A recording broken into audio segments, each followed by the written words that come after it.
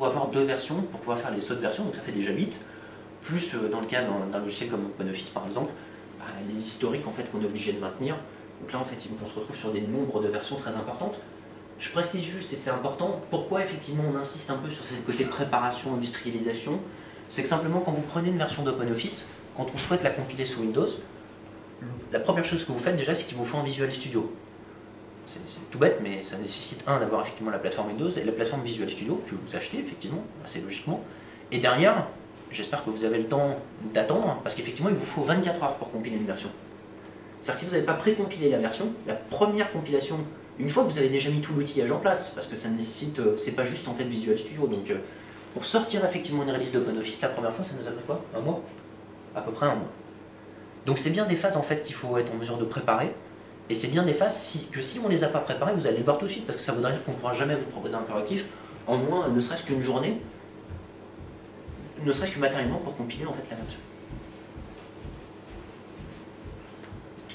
Ok, la définition du prix, puisque c'est quand même relativement, enfin c'est toujours un sujet relativement important. Ce qui est important en fait pour maintenant que vous comprenez un peu le mode de fonctionnement de ça, c'est le nombre de composants. C'est-à-dire, qu'est-ce qu'on va supporter comme logiciel et sur combien de versions on va le supporter. Parce qu'effectivement, on parlait tout à l'heure de la compilation d'OpenOffice. Si on doit en supporter 3 versions différentes, ça veut dire qu'il nous faut 3 environnements déjà préparés. Et au passage, c'est tout bête, mais évidemment, quand on change de version d'OpenOffice, on change de version de Visual Studio. Et pourquoi pas de version de Windows aussi qui doit compiler avec Visual Studio. Donc ça a tout un tas de dépendances. Évidemment, la criticité, c'est-à-dire, grosso modo, ce que vous allez nous demander en termes d'engagement de niveau de service, ou ce que le client avec lequel vous travaillez, c'est dans le cas d'un partenariat, va demander effectivement en termes d'engagement de niveau de service. Il est évident que par exemple, quand on est en 4 heures et quand on est en 3 jours, c'est pas tout à fait la même chose.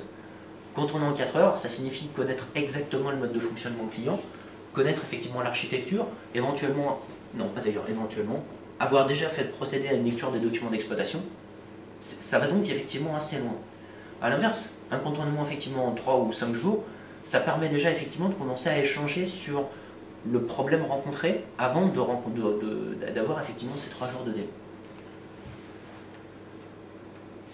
Dans ce qui est important, mais qui n'est pas principal en fait dans le calcul, puisque ce n'est pas en fait un facteur multiplicatif, c'est juste un effet d'impact, c'est de savoir le nombre d'instances et le nombre de bénéficiaires, parce que avoir effectivement une personne qui peut vous appeler sur une instance d'un JBoss, c'est pas tout à fait pareil qu'en avoir 50 sur une centaine d'instances.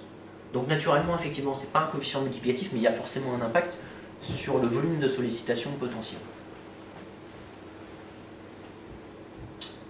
Et donc pour la suite, je vous propose qu'on s'en arrête là pour l'instant, puisqu'en fait on aura une partie retour d'expérience sur laquelle on verra un peu en ligne qu'est-ce que ça donne quand on se retrouve face à un problème. En l'occurrence sur 2 composants très différents, puisqu'on prendra Firefox et JBoss. Michel ?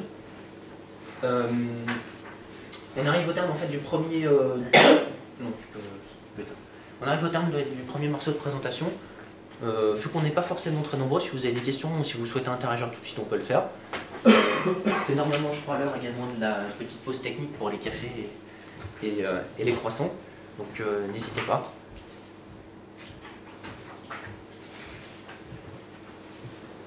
Pour information, ouais. Vous avez parlé du temps de compilation sous l'environnement Windows. Qu'est-il sous l'environnement Linux? Relativement comparable. Ça dépend ça dépend de la version de la suite en fait. La version de Sun est assez dure à compiler, quel que soit